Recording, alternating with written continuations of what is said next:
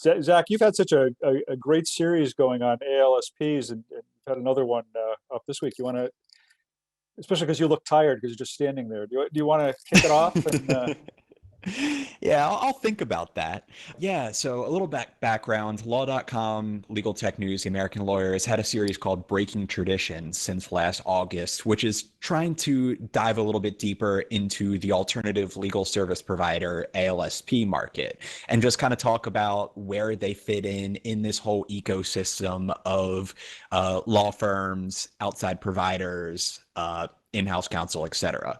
So a lot of what we've talked about, or when we've talked to particularly in-house clients, they've said, yeah, we're interested in these ALSPs because we think that they're innovative. We're just trying to get a feel of where they fit in ourselves and progressively onboard them a little bit more.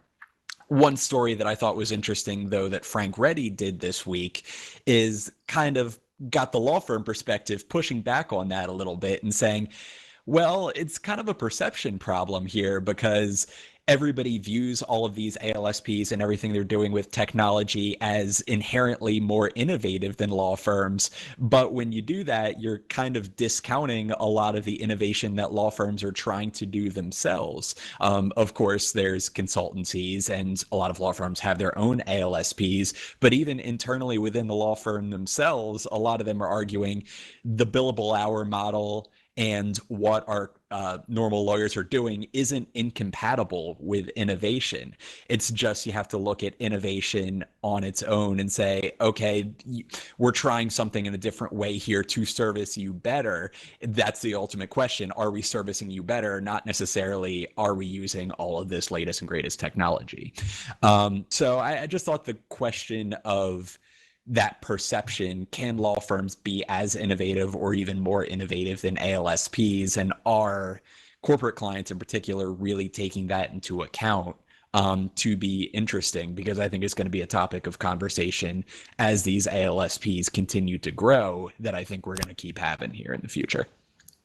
Yeah, I've read that article too, and that Frank wrote, and in fact I almost tagged it for what I would mention this, but there was a great quote in there from a lawyer that said, we're always battling this preconceived idea that lawyers are there for pure legal advice. Like, I thought that's what we did. but I understand. I mean, I understand the point that I think that what person was trying to make is we have these other services that we can provide that aren't necessarily provided by lawyers.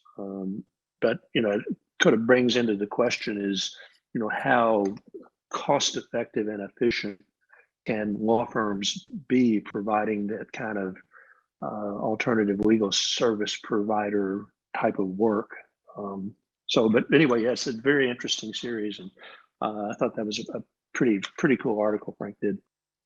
well, you certainly have to be a firm of a particular size before you even are going to have the financial means to kind of create your own captive ALSP.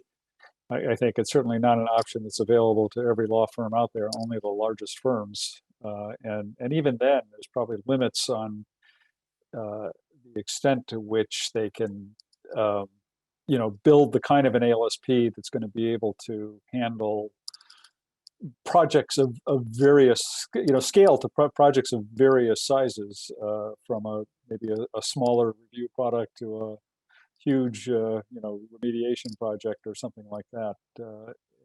So there are real limits, I think, on law firms' ability to do this kind of stuff.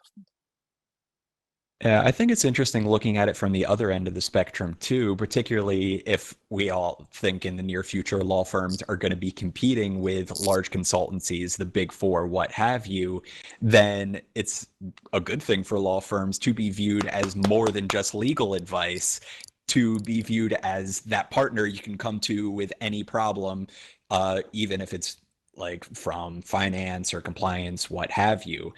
So I think from that standpoint, a lot of law firms are saying, yeah, I mean, come to us for these sorts of problems. We'll be innovative. We'll try things in a new way too, so that if they are competing for that work, they're not going to be left in the lurch. Yeah. Of course, part of the problem with law firms as opposed to accounting firms, though, is that the people providing that kind of non-legal services, at least historically, have never been able to be partners in the equity partners, or even, I guess they can be non-equity partners because they're not really partners, but they haven't been able to do that. So the attraction to talent ability is a little different than, say, accounting firms, where, you know, those kinds of people providing those kinds of services can indeed be a partner in the firm and can indeed have a virtually unlimited financial ceiling. So yeah, it'll be interesting to see how all that plays out. You know, the other problem with the law firms is, you know, their overhead has historically not enabled them to do a lot of that kind of stuff at the kind of price to be competitive with the alternative legal service providers. Although now that so many lawyers are working remote and firms are cutting real estate, that could be not so much a barrier anymore. Yeah.